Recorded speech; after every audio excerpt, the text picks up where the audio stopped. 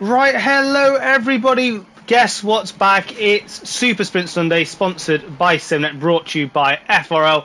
On this lovely sunny Sunday evening, we are here at the Nurburgring GP circuit for the first of, I believe, 8 rounds of the Super Sprint Sunday season. Greg, otherwise known as the Wufafa in the server, introduce Mew to you this evening, Mr. Jack Prentice. Welcome in, buddy. Nice to have you.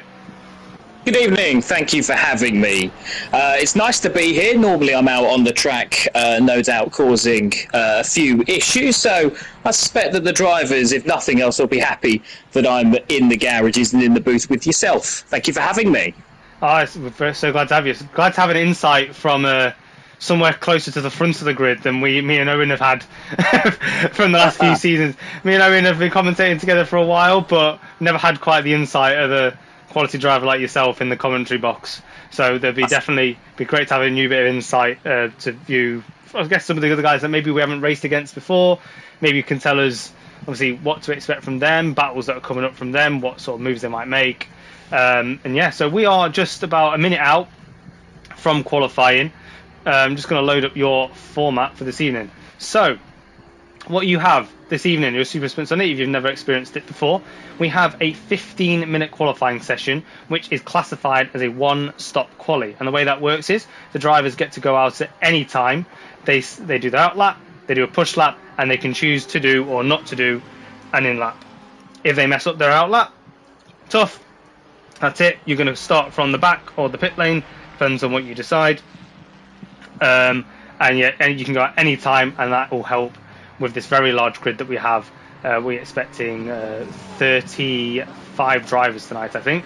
So it will help them basically work their way around and not be interrupted and have a clear track to set a one very crucially difficult fast lap. You'll then go into a 20-minute sprint race, hence the Super Sprint Sunday. So that qualifying will set the grid for the first sprint race of 20 minutes.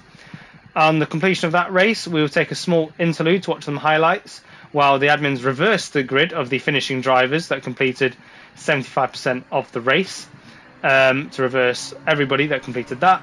And then we'll have a 40-minute sprint. Once again, no need to pit, and that will be your longer race for the evening. We're just waiting for the drivers to come back into the pits so we can get on with that qualifying session. Obviously, you have to bear with us. The one-shot quali isn't easy to commentate over, just because ACC in its weary state at this point makes it quite difficult to read who exactly is on a lap. But we're going to do our very best to pick up the movers and shakers as they happen. Unsurprisingly, Jazzman, Mr. Vermeulen, is currently topping the timing sheets, followed by Adam Sharp and Travaggioli, followed by Luke Prentice, brother of Jack, if I'm right in that. We've always made assumptions in the commentary box. You are correct. Yes. You are correct, twin brothers, so I'll have to be extra harsh on him. Of course, we wouldn't have it any different.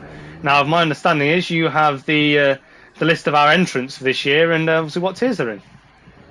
So correct. So you'll see on there are three different colours. So there's red, there's grey, and then there's that light grey silver. So they denote what class people are in. If you're red, then you're in the AM class, so the theoretically slower class of the three. If you're the grey, the medium grey block, so to speak, then that means that you're in I think it's Pro-Am, do they call it Pro-Am or Silver class? And if you're in the lighter grey, then you're the Pro. So apparently you're one of the faster guys. I'm normally Pro, so hence why I doubt that, as my speed has never been my strong point. We're going to take you through some of the entrants now as they go through. I don't know if you're able to flick over to each and every driver. I'm not going to put you through that, but so we're going to take you through some of the AM entrants at the moment. So anyone who is decoded as red, we'll just give you a quick run through now as some of the drivers go out. So, for example, you've got in AM, some of the entrants are, you've got Dale Kelleher in the Ferrari car number 89, followed by Alexander Kalugin, who is in the Porsche, as ever, car 334. With Michael Coppens in the 36 Ferrari 296 GT3, so expect him to be towards the sharp end there, with Jamie Thacker in another Ferrari, car number 7. I think Ferrari's going to be a pretty common car, isn't it? Paul Trotman in the Lexus GT3, expect him to be very quick down the straight line, car number 246, with Danny Felix in the McLaren GT3 Evo, car number 985. Marnix Hook in the BMW M4 GT3 is car number 11, with a new name for this championship, Piotr Shabazniak, the pole in a Ferrari 296, car number 8. David Fars is the Belgian in another McLaren car number 187. He's in Anne, with Gav Cherry Moore, another new entrant, I do believe, another Ferrari car number 186. Jordan Marchal, a strong Frenchman, in the Mercedes GT3 2020, car 23. Expect him to be quite quick. He's been going really well on Thursday night. Started 4th in the World Tour just this week gone. Daniel Crossman in the Ford Mustang, the recently bopped Ford Mustang in car number 84. Darren Mark Davies, the commentary GOAT, I think it's fair to say, of Formula Racing League. It's currently in the Ford Mustang 27, with Joachim Verret of Belgium in the Porsche number 22. Trevor Mendes is another in the AM class, with Darren Townsend as car number 9 in the McLaren, usually a pink car, so very easy to spot. Daniel Duda, another pole in the BMW GT3, not car number 97. Now you've got some, I think we've shown as a reserve here, that's Jake Hanley, and then we're on to silver drivers. Would you like me to run through those a little bit later on, or is that all That's fine, we're just perusing over the the initial lap from Vermeulen at the moment, so carry on, my friend. So Vermeulen probably going to be up to the sharp end, isn't he? We'll get to him a little bit later on. So in the silver class, we've got Chris Gedman, one of the founding members of Formula Racing League. He's in a Porsche, as per the last couple of seasons, now car number 79. Expect him to be towards the sharp end, I would have thought, in that particular class, with Serafino Gabino in the Ferrari this time, Ferrari 296 GT3, another strong contender. Luke Richings, another admin in the McLaren car number 104. You'll expect him again to be towards sharp end, what's looking to be a really competitive silver tier. Johnny Sharp in the Ferrari once again, car number 69, is another one again that you would expect to see towards the sharp end. Ryan Serpentine, the South African in the Ferrari, returns to the championship this time around. Marco Lino, he's usually in pro class, has dropped to silver in the car number 131, that's the Ferrari 296, with Daniel Starkloff. Again, he was from AM. He's really impressed last season, one of the quicker drivers in the AM class, and it's no surprise to see him up into silver. Lee Colpitts, again in the BMW GT3, solid driver. You'll never see him towards the back of any field, and he's got the potential to pick up the odd podium here and there in the BMW, with Maximilian Morniveg, the German, in the McLaren 720S. That is car number 442. Alexei Yablonsky in the McLaren 720, car number 78, is another man who'll be threatening in silver, with Michel van der Waal in the McLaren 720, car number 71. Nikita Shemazov, the Serbian, comes back again, and expect him to be competitive in silver class. He is car number 420, with Marcelin Brush-Tully. I'm going to have to practice that a little bit more in the Porsche car number 2, the 992 GT3, another man who was impressed towards the back end of last season. Brooklyn Donkin in the Mustang car number 177 is next on the list, with Daniel Kazakevich in the car 75 Porsche GT3, another man who'll be looking to make his mark this season, a newcomer to the championship. In Pro now, we're nearly there, folks, don't worry. In Pro, we've got, the first one is Gordon Brown, Lamborghini Huracan car number 134. That combination driver car is very potent, so expect to see him potentially towards the sharp end at certain tracks. Not being confident, but I think that's misplaced on his part. I think he'll be fine this season. Jay Wazza in the Bentley, as ever, car number 32 is, I think you called him a podium bouncer. I would agree with that. Certainly can be very potent on his day in that car, with Wouter Heymans in the Ferrari once again, car 717. Adam Sharp is back in the McLaren.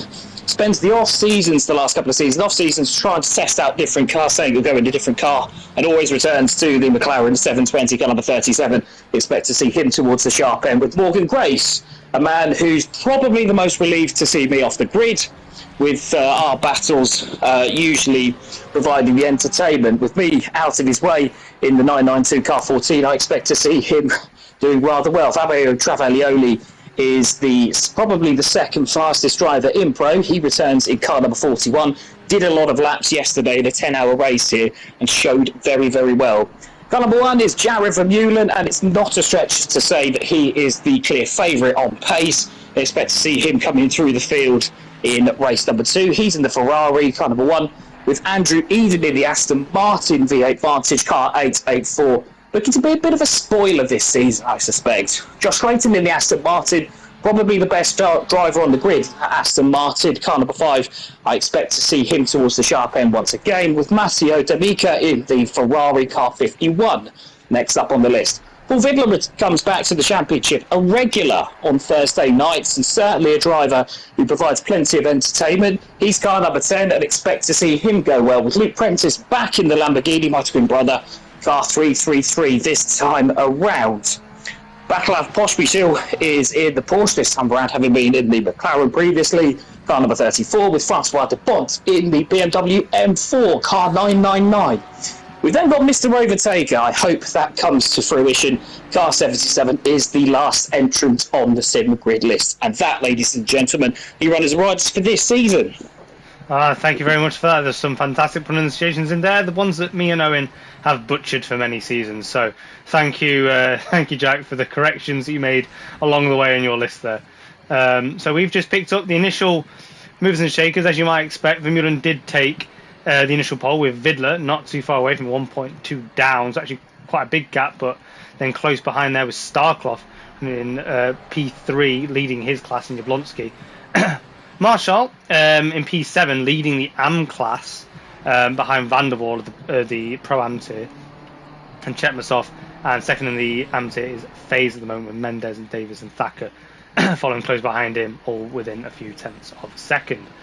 We seem to have gone through a initial first phase of this qualifying. So the first half of the grid, that's the ones that decide to go out first of all, have all set their laps. Now the drivers that look for a bit of clear air, once those have cleared and now out on track, we're currently following round Galella. He's just rounding the final bend of the Coca-Cola curve and goes towards the line. And what will he do? Make a mug of me is what he's going to do, because he's not set a lap. We go car number 37. And that is Adam Sharp. We expect this to be towards the top of the list. He usually sits just below that of Vermeulen. Across the line he goes. And that is got him just starting a lap. Again, making a mug out of me. They're messing with you. What about De Bont? Can we trust him to put a lap down in his BMW? We can. Flies up the list and goes all the way to P2. The first person to get within a second of Vermeulen. I can't help but see that Marshall, despite having already set a lap, is going round again. Maybe somebody hasn't read the steward's briefing. Does he improve on this lap? If so, he does. He goes P3, and I suspect he's going to be enforced into a pit lane start. I think there might be the season record, mightn't there, for a penalty, I'm afraid. I know that the stewards will be certainly taking a look at that. Tend to take a dim view, don't they? So Marshall, very strong out on circuit, but unfortunately for him, that may not count. This is an outlap finished by Luke Prentice. He's just starting his lap now. So who can we see? I think it's 186 is also just behind. He's also out on another lap. Who can we see? I think car number 89, which is Kelleher. Have you just caught your twin brother taking a load of grass going into the first turn? I'll tell you what, for a bit of excitement, let's follow Luke around on this lap. So he goes through the first bit of the S into the Mercedes arena. You want to swing the car out wide, watch the off camber on the second turn, dive it in here. You can cut quite a lot at this corner, as much as the Lamborghini doesn't like the curbs. Down to first and second gear, probably the first Lamborghini. It loves to rev. Goes far out wide as you can. Do not invalidate on the outside. There's a lot of tarmac there you can use. Pull it over to the right. Fling into the left. Carry a lot of speed. Usually a third gear corner. Down here, drop it down into second. let the car roll around this corner and get on the power as early as you dare. He's taking a bit of gravel to the outside, but that'll still be valid. Swings out to the right, then cut back into the left, brake halfway down this curb, and then swing it around this bend here. You can take a bit of the inside curb in there, but you need to be able to open up the exit and get the power down early. He does that just fine. Now he's going to fly through the Michael Schumacher S. Lamborghini doesn't like carrying speed, but he's done all right there. Now moderate braking into here, into the come-ho curve. And he's going to slide it around here, but keep the rear in check. Takes a slice of the curb. And now, full power all the way down to Vidal, the turn 14, 15 chicane. Get to almost top speed, brake down to third or fourth gear, ride the second part of the curbing. The first one's a bit too harsh. Use all the curb on the outside to get the maximum turn in for this long, never-ending, it seems, final turn. Front is snaking on him just a little bit. Goes towards the line, and what can he do? Goes P4, just behind Wazza. And Sharp, is he Sharp set another lap? Or was he? That was his one lap. That was his one lap. Incredibly close to Vermeulen there. Less than 1/10 of a second, less than half a tenth of a second. Incredibly close to Vermeulen there. What a lap! It's very difficult to pick these ones up. But we've got Richings coming to the final complex now in the ever-favoured Sky McLaren. Hates curbs just as much as the Lamborghini, I've heard. Never tried it myself, but he's tried it and he's gone P17. Currently sitting one of the bottom in the silver division. And then he goes off to test the gravel, but not the barrier. Always get views of 2007 in Europe, you know, when they had it was the traffic, it was a race, wasn't it? They went off on the puddles there. Always, every time someone goes down, I've just got visions of the wall driving off. I think we can see Travaglioli finishing the lap now, so this should be quite quick. I'll throw over to yourself now. Yep, so once again, skip the first turn, ride heavy the second. He didn't use too much curbing on the outside there, but he's taken a wide entry to the final turn. Can't help but think that maybe this is actually an outlap. He does have time. So yeah, this is an outlap. So this is the real challenge for pole here. We know Sharp got close, but down the hill he goes. Brake in a straight line as you can, and then still braking as you hit the apex, but then off the brake, hit the power. Don't let the rear escape you. Swing out wide. Use the inside camber to your advantage. Don't lose it to the outside. Power down into the Mercedes arena. And these double hairpins you've got to contest with. And then into turn 4. Great chance to use the tarmac on the outside, but do not invalidate. There's a white line that will catch you a cropper. Now down into turn 6. Carry as much speed as you can. But there's grass winging you on either side. There's a bit of camber there you can see as it drops below the grass. Hold this one as tight as possible. Look to get the power as quick as you can. And off he goes. Very little to do here as the car will naturally stay quite planted to the road. But then you need to brake absolutely perfectly into here because your traction, your speed out of this corner is decided from the very entry. Come up the hill here and cut these two inside curbs. Don't get bounded too much by the second one. He's done well. The suspension takes it. Into the combo curve. Come hope, there's no B in it. And now the bit curve.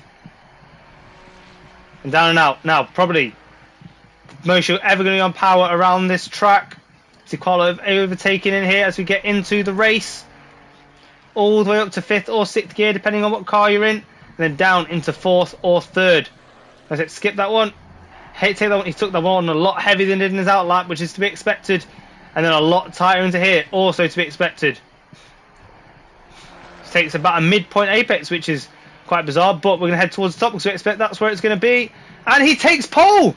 He takes pole off Vermeulen. Wow, what a lap. By 3.5 tenths. Waiting for the track really came to him.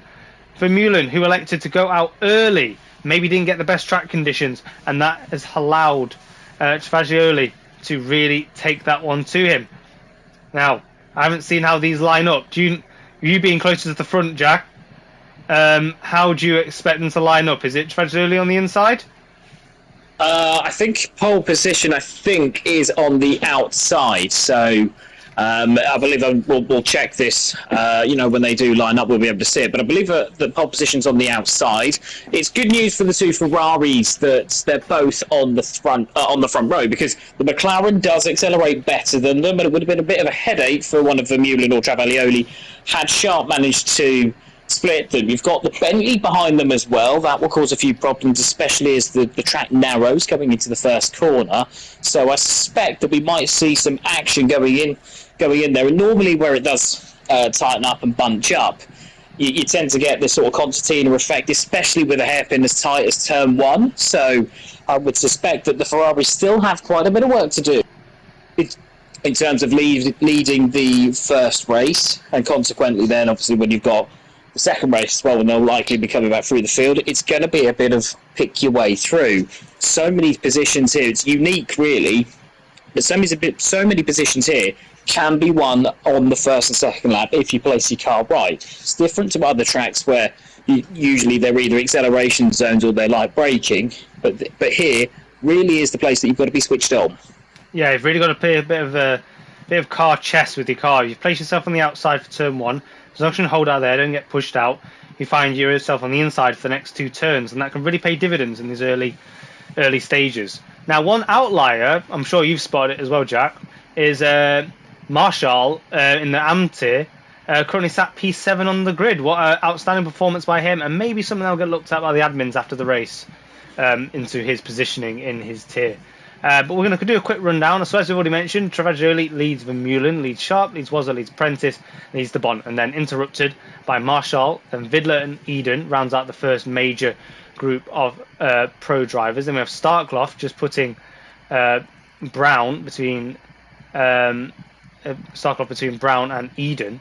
And then the second place with the silver tier is Surfatane, Sharp, Jablonski, Vandervoort, and Colpitts, all down to P16. Now, the next place AM driver is Kalugin, 10 places back from Marshall, who's currently sat in P7. Then we have a continuation of the silver tier in 18th, 19th, and 20th in Cheksmasov, Gedman, and Richings. Then we have the major bulk of the AM tier, as to be expected, towards the back of the grid. We have Faze, Mendez, Davies, Townsend, Thacker, Trotman, down to P26. Then we have Kazakevich, Coppins, Kelleher, Jabashniak to row 15. Then you've got Hymans, Cherrymore, Donkin, Felix, and Brush Tully. Now, I'm very sorry to interrupt, but I have seen that, unfortunately, as we suspected, Marshall has been instructed by the stewards to start from the pit lane for both races. So that's obviously for a qualifying infringement. He will be starting from the pit lane. So that 7th place has unfortunately gone to waste for the Frenchman. I mean, it's a shame, but unfortunately, rules are rules. It's often seems unfair or unnecessary to have rules imposed in such a way, but it's for the good of all people racing that the rules are abided by, and obviously everybody gets a fair shot at their one-shot quali. We're about a minute out now, and now one battle, especially in the pro tier, that I'm looking at is your brother Luke. Is going to have a massive traction advantage over, I believe, the barges either side of him in the Bentley and the BMW. I suspect he's going to get around the outside early on those two.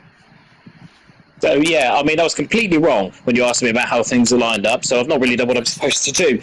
You can see that Travaglioli is starting on the inside there as they go into the chicane. Got 30 seconds to go. So Travaglioli on the inside, pole position on the inside, which will allow him to defend and take the high ground into the apex. It's a bit different to Formula One where, you start the racing line, which would be the outside, but here it is the inside. As I will throw back over to you for the session start.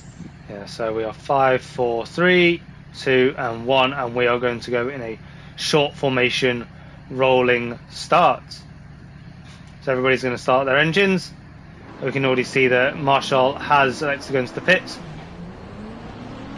Now, one thing, obviously, the game allows you to do is sit quite far ahead in your box and really allow you as we've got some supporters for Kazakevich. As you can already see, Vermeulen really pressing on and trying to sit ahead in the box, try and get himself as level as Travaglioli as they head into turn 1. If they can ace the traction, it could be an easy position, as we've already got a drive through, and we are go. Travaglioli does get a good stop, but he's on the marbles. Sharp not too far behind. How's the braking going to be into turn 1? Vermeulen is right there, but Sharp is as well. Sharp looks to the inside momentarily, but then Travaglioli tries to see him off. Vermeulen is finding his way around the outside, but he's gone quite wide. Will this invite Sharp in? No, not just yet. Vermeulen slots into position. Now, most people do seem to have settled in. I've got Prentice in an absolute sandwich. He's been jumped by a Ferrari, I believe, of Vidler. So a great start from Vidler coming up from P8. But that's both of them. Oh, and Vidler has gone sideways. And the multi-car collision on the exit of turn 3. But Vidler still seems to be going, but no, Vidler's gone round again. We go back towards the front. We leave the carnage towards the back, as we now finally start getting some timings on our screens. With that incident, it has detached all the way back, seemingly, from about Brown. Actually, no, there seems to be car 32, Wazza, seems to be on the back of this initial pack, and then we got a gap back to Prentice, who was caught up with Vidler. We've then got De Bont chasing down Colpitts, who's got a lot of damage, so I can only presume he got caught up with Vidler. Potentially not too bad. We'll see how his lap times do as we go on. Just there, I think I saw a car going a bit wide. That's the Lexus. Check myself, and he's under pressure from the Ferrari of Sharp there. So I was just about to say, there was no contact really in the first quarter. A little bit of beating and banging. I think the two got together in turn 4. It's a bit of a pinch point there. And when the Ferrari was then forced off the track by the contact, it's all then about how they come back onto the track. Will the Lamborghini give him any space to come back on? Or will the Ferrari have to ease off? In the end, neither really happened. No compromising there from either driver, so I'm sure the stewards will look at that. But then as they bounce back across the track, it's at that point then that I think Eden and there was another Ferrari, I think, that was caught up, Hyman's, all got stuck in to that particular battle. So 3 or 4 drivers there out of position. Of course, that means that the racing evening is not over because they've still got the reverse grid, but certainly a bit of a setback there. Yeah, I mean, if you're going to race cars, you're going to crash cars, and around this track, that first sector is a bit of a demon for these monsters to try and get around. And I'm seeing Chetmasov underneath a lot of pressure from Johnny Sharp here, but this is quite a train. He's not completely out of the woods. Richings ahead is seemingly holding this pack up a little bit in his McLaren. He needs to tack on the back to Van der Waal if he's going to offer a bit more of a defence to this group in the midfield. So I think we've got there Richings playing his way in, isn't he? He's got Chetmasov and Sharp on the back. Now, it's important to see Travaglioli hasn't got away from Vermeulen. Vermeulen now half a second back, with Sharp now just a second off of the back there. Now, as I said, the McLaren was a bit quicker off the line, but he got boxed in, so Travaglioli there really could just defend only from Vermeulen. It's a bit of an advantage there having the Ferrari, because it meant that he only had to defend to the outside rather than any threats from behind. Vermeulen all over the back of Travaglioli as they go into the final quarter. I wonder if he'll play the long game, or whether he fancies a run at first place and lays down a bit of a marker. I mean, from what I've experienced over previous seasons, Vermeulen does like to get his moves done early and then try and manage the pace. I mean, both these guys are fantastic at managing the pace. It's just whether or not they want to use up tyres, use up risk and strategy to get that position in the first place. Is it worth the risk this early on when the other driver's going to want to come back at you? Or will they choose to eventually play temporary teammates and just pull away from Sharp and Wazza for the time being? It's more of a case of, at the moment, they don't want to sort of trip over each other just to and then they'll leave the fighting till a little bit later on, although it must be said. I've been on Chetmasov, and he's been hit in the back by Sharp there. Chetmasov seems to go a bit offline, Sharp tried to cut on the inside of him and has given him a tap. And that is Chekmasov round and now dropping back. Yeah, bit of a strange one, that. As I saw the Lexus, I called it very briefly, the Lexus just coming across there. Sometimes it's really difficult when you're in the car to see exactly where the limit is. Some people have some radar, but sometimes really difficult to know exactly where you are. And sometimes, especially around this track, that is always a possibility. So this is as close as Vermeulen's been just yet. He's going into the middle sector now. And he's about to set up the long sweeper into the final sector chicane. Now they're both in equal machinery, maybe not equal setups. Sharp to the outside for P10 on Richings. So will there be a move here from Vermeulen into the chicane? I think he's a little bit too far back. Looks like Traversari didn't quite have as clean a chicane as Vermeulen did. But Vermeulen, being as close as he did have to back out slightly. He looks a bit more confident coming around the final turn. Will be any slipstream applied as he comes down towards the first turn. Big, long braking zone here. If you want to make a move, if you feel strong on your brakes. Vermeulen does look to the inside, applies his brakes, and then bails out of it just as quickly. Now they'll be locked together through this section. Again, not too many overtaking opportunities unless you've already established that move through turn 1. So I'm going to throw it back to Sharp, yeah. So he was just going around the outside of the Cumio curve. It didn't quite work. He had a bit of an overlap on Richings, but Richings stood firm, just kept his car on the inside, and just let the car run out enough so that Sharp doesn't have the space. And since then, Sharp has tried again into the first corner. So I think this is the battle to watch for what is third in silver.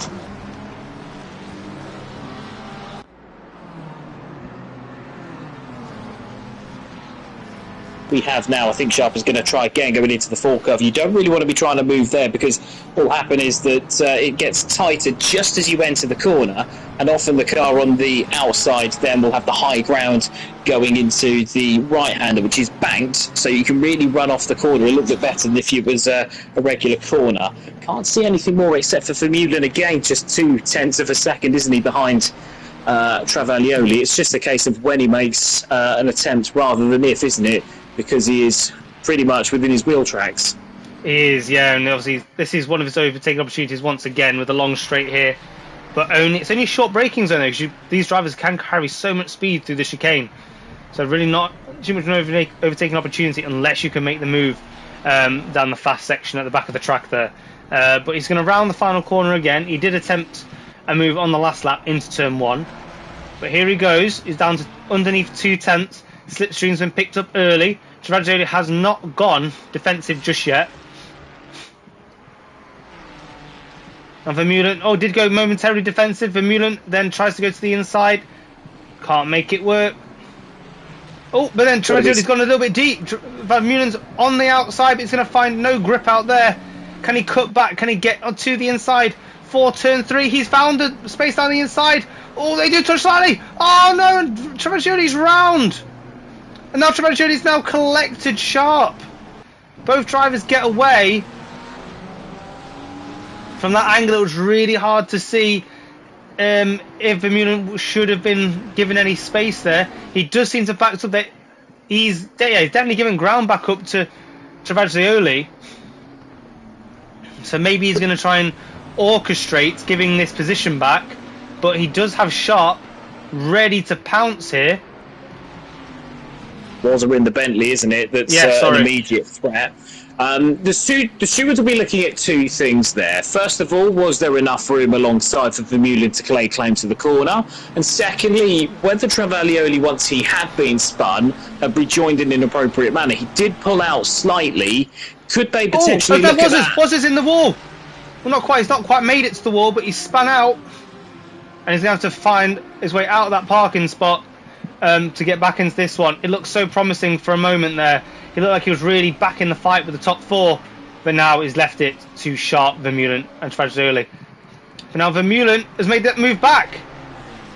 The lead has changed again. odd there because Travaglioli actually got on the brakes going through the sweeper. So I wonder if he thought he was at fault for the issues with Wazza. But if he's going to do that, he's got a long, long way to go to give that position back with Wazza having dropped so far back coming out of the gravel. So and then we catch Sharp looking for a move, going into the chicane, but then backs out of it appropriately early. Now he's really, really pushing Richings now. I think this is the race-long battle, isn't it, for third in class. They're just behind Van der Waal, so perhaps if they can sort this out, they may both have a run at second place. Van der Waal holding on gamely, but stuck behind De Bont, isn't he? De Bont in the heavily damaged damaged Sharp. BMW. He's flicked to the inside. Looks like Richings has gone partially defensive. He's taken a central line for the first turn, but he's going to get pushed out wide here. Well, Richings had to keep his nose for the second turn. He didn't, but he's found a way to the inside anyway. Can he make a secondary dive into turn 3? No. Sharp has finally hard fought and earned that third in class. Now we can go chasing after Van der Waal. So a bit there. What was interesting was the Richings, when he was through turn 2, caught the grass a little bit, and that ruined his exit. Basically cost him traction as he was going upwards rather than forwards, and that's where Sharp was able to just pull away off the corner and get his nose and clamp going into the third bend. So just flicked over to catch Heymans, overtaking Sherry Moore back for P22, which will update on your timing screen shortly. And I think Felix is closing on Starclough now, because I think Starclough has, after earlier incidents, maybe slightly damaged Ferrari, is trying to work his way back. But he's got familiar company. He's got Eden in P26, who I think he's just got past in the Aston Martin. Timing screen's just catching up with us. And Vermeulen now starting to stretch that gap. Now he's got the lead. And Sharp, just as fast as he got past Richings, so slowly but surely coming on to Van der Waal. But Van der Waal is being held up. No, you. No, Van der Waal is just being held up by De Bont here, it seems. The man in the class above. So now Sharp is going to have quite the run at Van der Waal here, because Van der Waal did get held up around the final turn. So will this be a slipstream move into the first turn? Not quite close enough just yet, and I can see a Bentley in the background looking for a move as well. Oh, we've just flicked to the outside. Will this be a cutback? He's let Van der Waal go a little bit deep. Van der Waal gone tight into there. But no, good chest manoeuvring there. I don't think Sharp's going to make a dive into turn 4. Well considered and well backed out of. That Bentley was trying to pass Kalugin Pro on AM, so you would expect something to be sensible here with Wazza now probably 4 cars off of the back of the next competitor in class. That's De Bont. If he can get through this field, then 7th is up for grabs, or what would be 6th in class with De Bont, heavily damaged, of course, now holding up Van der Waal and Sharp, isn't he? So expect that one not to be resolved just yet. So it's very strange not to see Wazza make lighter work of Kalugin here. He does have an immense power inside that Bentley, and I suspect on the 2 straights coming up he's really going to make himself known. This is the closest battle on track at the moment, with the exception of Sharp and Van der Waal, which is still developing. 2 drivers that may be a bit more closely in competition. But yeah, you can see Wazza taking just superior lines through the middle section there. And he's found some great traction coming down the back straight. Will this be an audacious dive into the final chicane? It certainly looks like he's setting it up. He's found his way to the inside, but backs out. He doesn't want that smoke. It's the wrong corner, really, isn't it? There's the tighter chicane, which I think would be a lot better for overtaking, but as it is at the moment, it's a bit too fast. Sharp now in P9. It's going to have a run at Van der Waal going into turn 1, I fancy, if you want to catch this one. Yeah, just flicked over, and Sharp already flicking to the inside. Van der Waal taking slightly towards the middle of the track to try and make it harder for him. Then goes back out wide. He's going to attempt the cutback that Sharp tried last lap. But no, Sharp has found good traction, good line, and has taken that position now. 2 positions in about 5 laps there, so good work from Sharp. Travaglioli coming back slowly at Vermeulen, so maybe a small mistake. It originally was over a second, 1.2 seconds, but now Travaglioli down to 9/10 behind Vermeulen, so maybe this will develop towards the last few minutes. And other battles down the grid. We've got Cherry Moore having to defend from Starclough, and did just catch Andrew Eden. No, not Eden. Who was that Ferrari? Starclough, isn't it? I think in Eden with Kazakevich. Where was that from? It must Kelleher. Snell Kelleher, I think, is cycling back through. He's got Marshall just behind him in the recovering Mercedes. That's Kelleher in car number 89, stuck behind Kazakevich in the heavily damaged Porsche. There's Coppens actually is currently in between Starclough and Cherrymore. He just took a position off of Starclough quite unexpectedly. Yeah, it doesn't look like there's any damage. Just caught car 79 of Gedvin at P14. Just overtake, I believe that was Brush Tully. Yeah, he's got more problems because that's Donkin going down the inside as well, isn't it? So more problems for the Porsche there, but royally roughed up going into the chicane. Brush Tully looked like he might have tried to hold it on the inside of the chicane there as he was still holding position, but no, couldn't make it stick. Sharp immediately on the back of De Bont in P7, but not close enough to go into turn 1, so stay with the battle that you're at. With Sharp now half a second behind. I suspect he'll make light work of the wounded BMW probably next time around, but then has he got enough time to get after Colpitts, who's taken a quiet lead, isn't he, in silver in 6th place, staying out of trouble. And we've got now, I think, Brush Tully trying to come back at Donkin. I don't think that's going to work for P15, and I don't see any other battles apart from P25, 24. They're close going into turn 1, but around the outside of Marshall they go, and I think Kelleher's going to try up the inside there, but he'll have no grip around the outside, so all closing up for what is P24. With that very beat up Porsche looking for any opportunity there as well of Kazakevich. I will get it right. And then Kelleher looking at the man on the move, lining up Felix, maybe if we move down into the hairpin. But slowly building this one. Looking definitely like the more confident man, definitely got the cleaner car. Go and see. I think Van der Waal is now coming under pressure from Richings in P9. So if you've got P10 Luke Richings now having a run at Van der Waal, so Van der Waal's pace not quite there. Will be safe going into the chicane, but I wonder if he might set him up out the final corner. That's probably the closest we have to a battle at this moment in time, isn't it? But Wazza's right on the back of Richings. I think Richings has actually got bigger concerns in the form of Wazza, who is about to. The section really benefits the Bentley with the grunt that it has. And as expected, he comes out the final turn. And Richings, is definitely going to have to consider this attack from Wazza now instead of actually going after Van der Waal.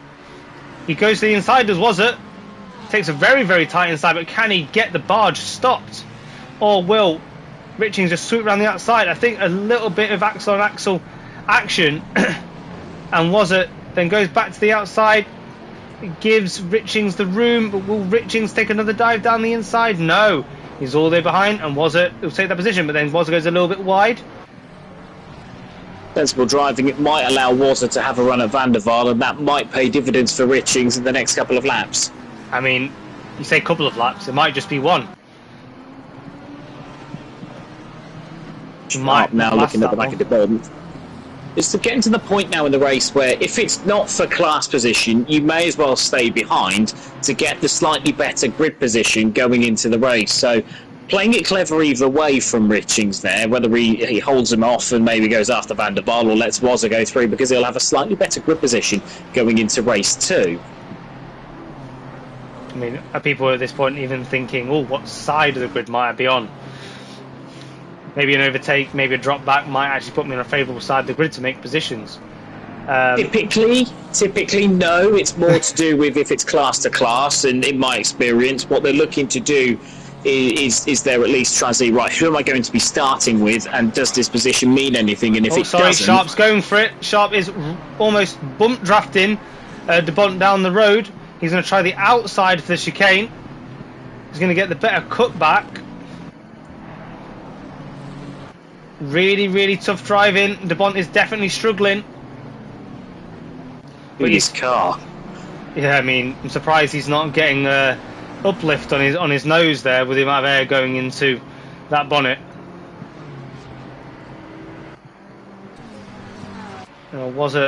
Is past Van der Waal. And I can they see allow Richings to have a go, but then it's now for class and class, so maybe Richings may well re-engage. For Wazza, though, on the other hand, it's probably a little bit too late to get after DeBont, so he may just be setting himself back a little bit further after his earlier incident. Yeah, back to Sharp. He's only got a few more opportunities now, because DeBont really is struggling, and Sharp looks like a much more comfortable man.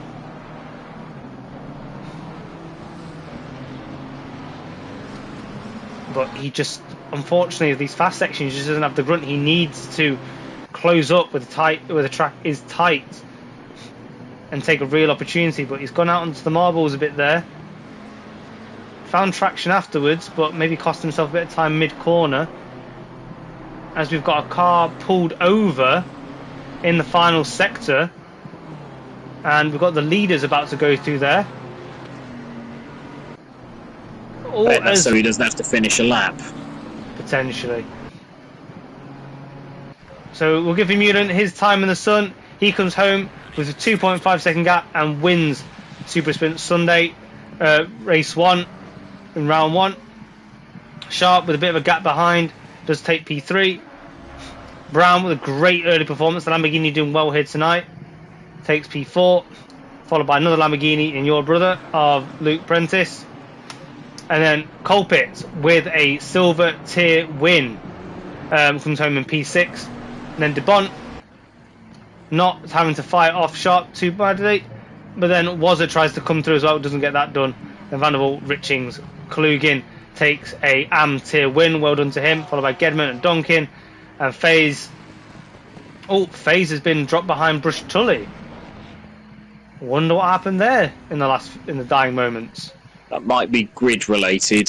They're in different classes, so that might be grid related on the part of David Fars. And Starclough comes home in a lonely P20, which he won't be happy about for that race, but he'll be happy about in regards to his grid position next time he goes out. Then we've got Felix, and then we've got Jablonski down P28. Then Trotman and Trotman's going to be last over the line as Fiddler funneled in behind the leader, I think, of Vermeulen. I'm pretty certain anyway, because there was another green Ferrari, car number 10 and car number 8. So I believe they both did. Him and Spazniak funneled in behind. Well, they are still giving it the big leagues, so that might be ACC doing ACC things, mightn't it? Quite possibly. Now, Vidler, who did get caught up in the first lap incident, will be licking his lips for this grid position that he's going to get come race 2. Hope you're all looking forward to that. See if he can hold off a charging Vermeulen all the way from the back. So there you have it. There is your finishing positions. And what I'm going to do, and everybody is finished, is just grab you the highlights, because that's what we're going to go to. Because, as I mentioned, you have a little bit of an interlude as we go between sessions. And for that, you're going to get to watch some juicy little highlights that maybe we did or didn't catch going through. So we will leave the session now. We'll just give the admins a chance to just run down these positions if they haven't caught them already. They will get a report through G Portal. Have to bear with me, everybody. I am trying to be a trooper, commentating for you with the sun.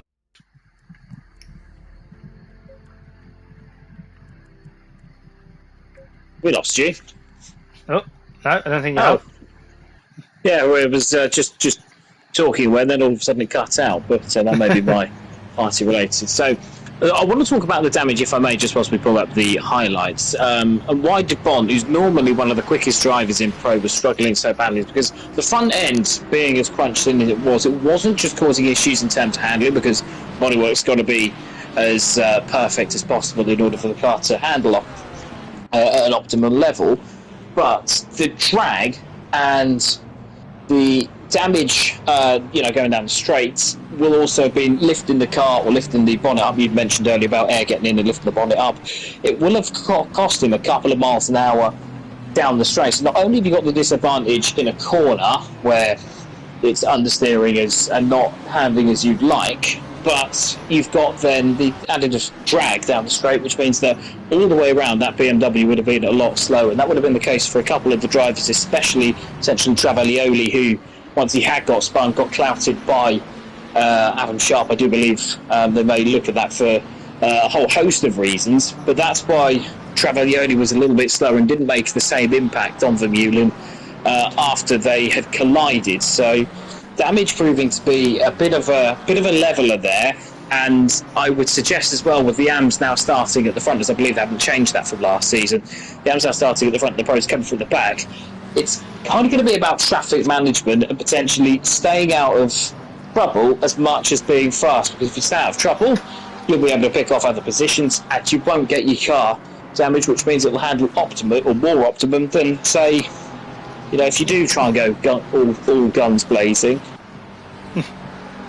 Yeah, I mean, with the longer race, you definitely want a better car for as long a period as possible. It's not like you take the advantage of gaining damage through maybe a slight collision, maybe a bumping elbows, and you only carry it for maybe 10, 15 minutes.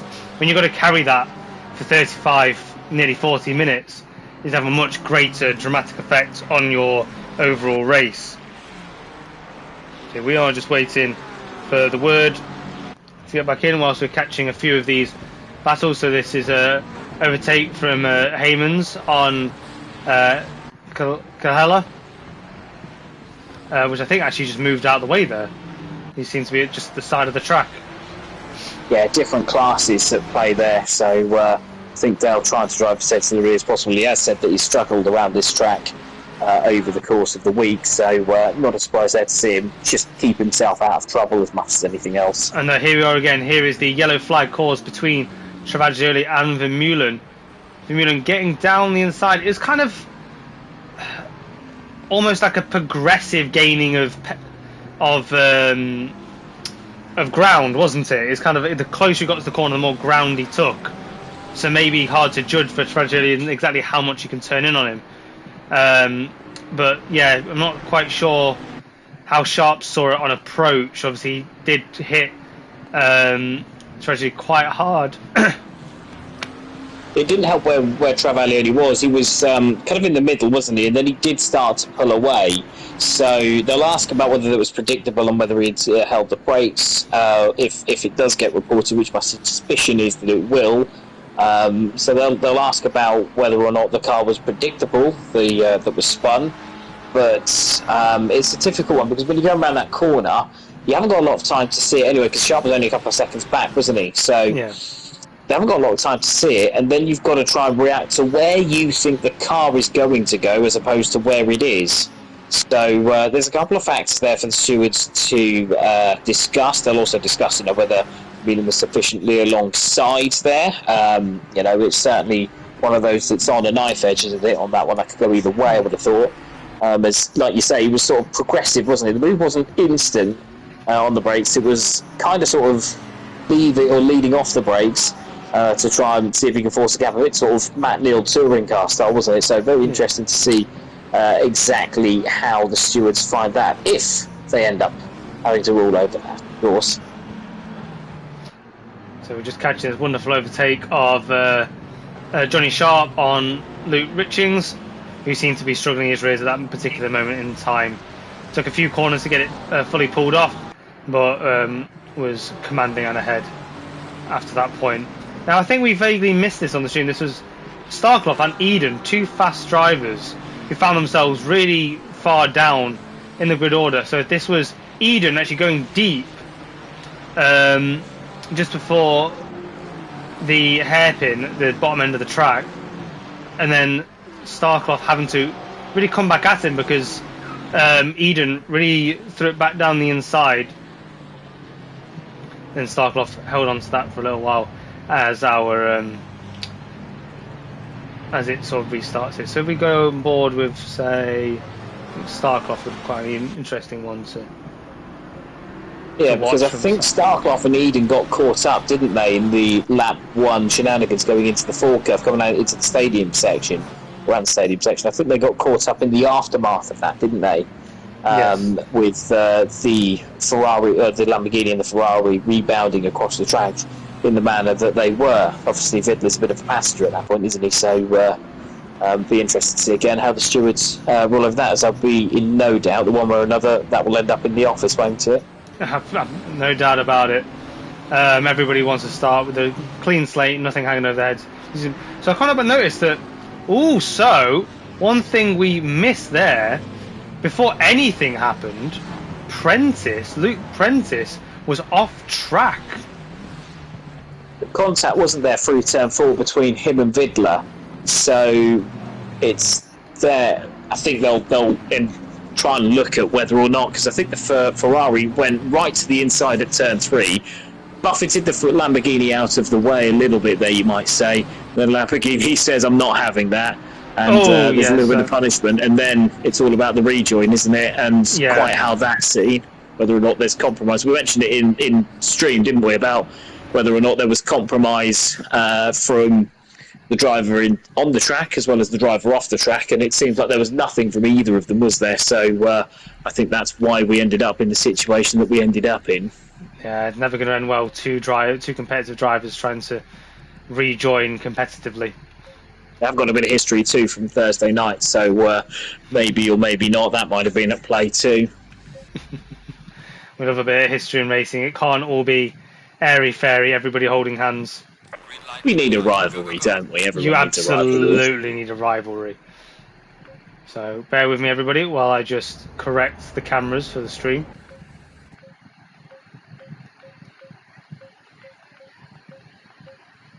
We want that one, I think. Once again, I think ended up on Chase, so we're going to go away from that. Possibly. I think this proves, between the two races, sort of gives an opportunity, doesn't it, for some of the drivers and certainly some of the people who are watching to see exactly how this is put together. So I think it's really handy to know exactly what we've got to work with. It might give the drivers, hopefully, a bit of an added appreciation for exactly what and how we achieve the viewpoints that we do. I think we can see, is that Vermeulen going out there for a lap? I think it is. No, it's like Matt Verstappen. If he's not breathing, he's racing. Yeah, well, you can never test too much, can you? So give yourself a couple of laps out there, which 5 minutes is probably all it will be. But anything you might learn about the track, it might be that he's got a different setup on for the second race, because obviously that Ferrari is not the quickest in a straight line, is it? It's one of those that... well, I don't know, it's faster than the Lamborghini I used to drive. It is. It's pretty poor off of the corner, isn't it? You get a little bit of dead zone, don't you? But beyond that, it's then a little bit more of a challenge to race with, especially if you've got a slightly faster car. I think Lamborghini's good on the brakes, but you're right, it is pretty slow down the straight. But I wonder if he's just testing something out with maybe a little bit less wing on to hopefully elevate him up the order a little bit quicker, because we mentioned earlier it's got to be a bit risk-free, and obviously coming through from 35th on the grid as he will be, then there's an element of risk that you've got to take in a 40-minute race. Yeah. So whilst we've got everybody just waiting around and we do have your attention, it's time to mention a few of the things that FRL's got to offer you. Obviously, we mentioned that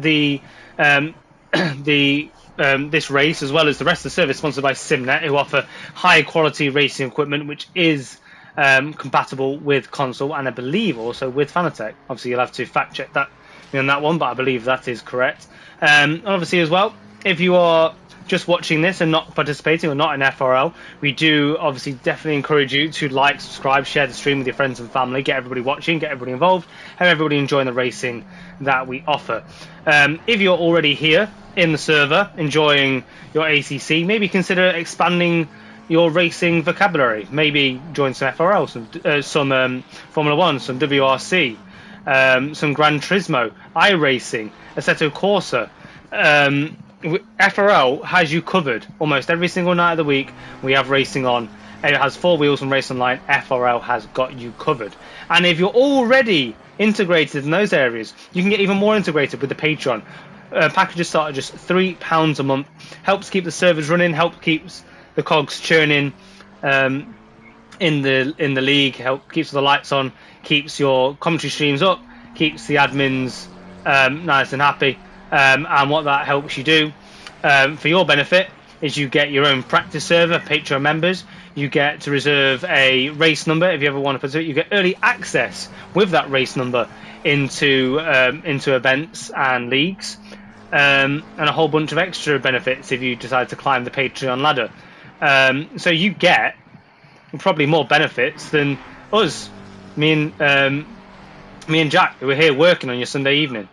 So do make sure you enjoy that, and obviously if you haven't already, once again, make sure you like, share and subscribe to the stream and hit that notification bell to make sure you're never missing when FRL is going live. We have so much content to bring you.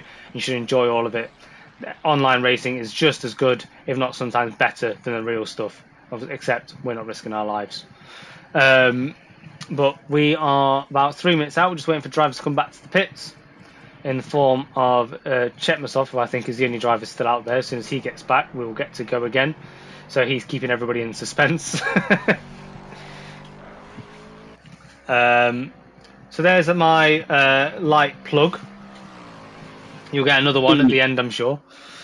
Yeah, we've got NASCAR coming as well, I think. That's something that Chris Gedman and Luke Prentice are actually starting to talk about and put together. So I think there's NASCAR coming, I think in October, November time. So if you do like V8 motors and oval racing, and I can assure you it's a lot more fun than it sounds, then that certainly will be something to watch for coming forwards. I think there's also LMU, isn't there? They've just started that, largely on PC, but I'm really looking forward to that coming out on console as well. I suspect that will be excellent for us as commentators, and also with my driving hat on as well. I think it'll be the ultimate driving challenge, won't it? It really, really will. Finally, something something even greater speed than these GT3s that we've been experiencing. Something more akin to the speed of Formula One, but with the realism of an actual sim, which will be fantastic to bring to console. Other things to look out for is Project Motor Racing, which I don't think is going to quite make the end of the year, but is definitely in the pipeline for consoles. We've got Endurance Motorsport, which is another one, which is a part sim, part manager. You can jump forwards and back and off into the pit lane, to and from the car as the racing is going on. That's one I'm looking forward to. And I think other ones we've got coming as well. I think obviously eventually Assetto Corsa Evo will come to console one day in the distant future. But as of when it arrives, FRL will be the place to be. They will tackle it and they will bring you those games and all the action. So be there or be square. Let's have a look at the grid then. So quite a few drivers out of position. I suspect that Vidler will have fewer problems in fourth position than he might otherwise have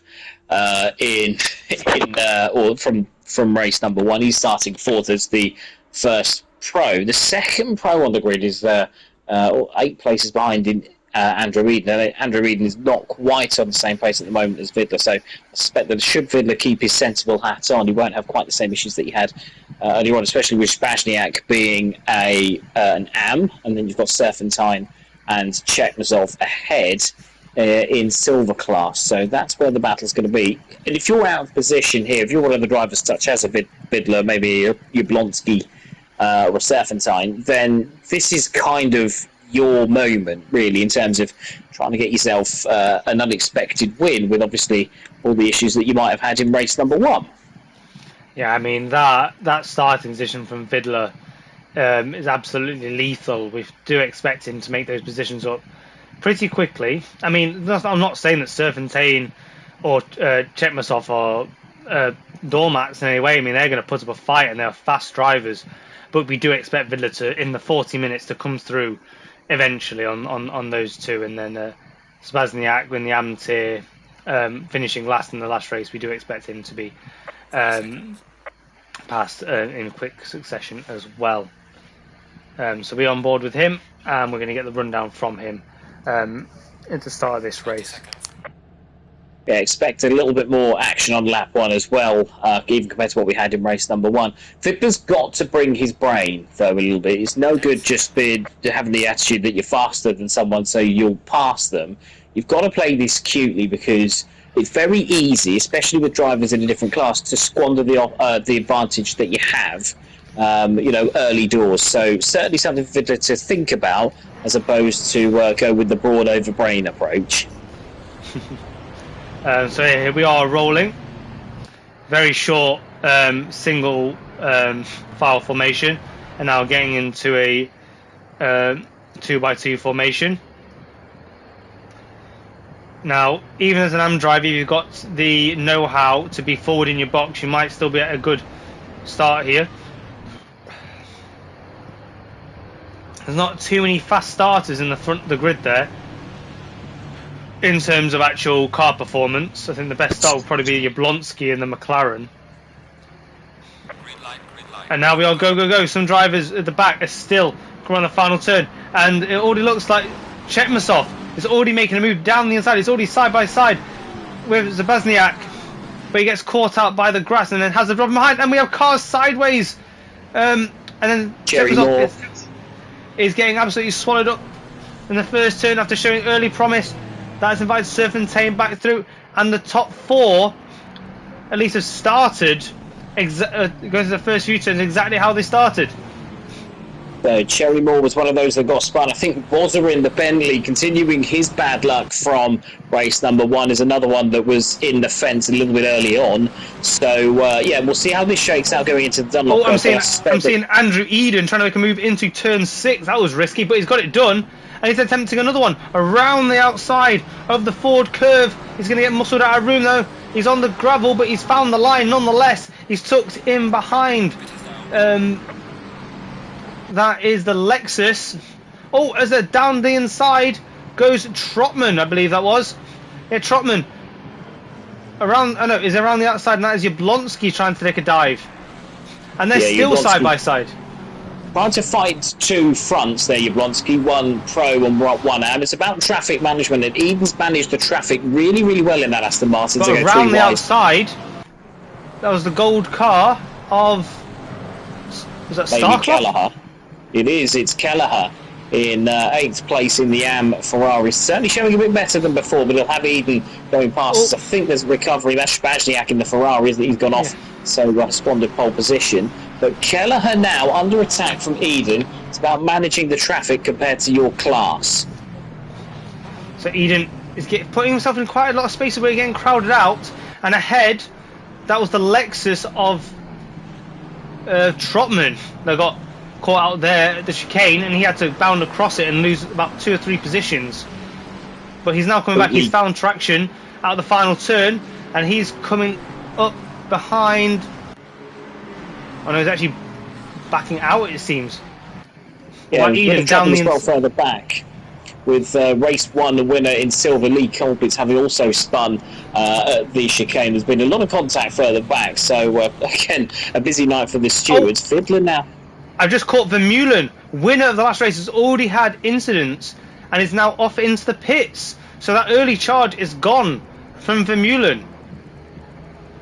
Always a risk, isn't it, with race 2 in this. I said about traffic management earlier. Travaglioli's also in the pits as well, so both Leeds drivers have hit strife, haven't they, in the second session, and that's the risk here, in that you really do have to be as careful as possible. Sometimes a collision's got your name on it, but in terms of managing that traffic, if you win the first race, if you're set back in the second race, then it really, your points it takes a real hit because you've got 40 minutes to catch up, but you're nearly half a lap behind. So I've just got Starcloth undercutting Kilhella whilst trying to catch Trotman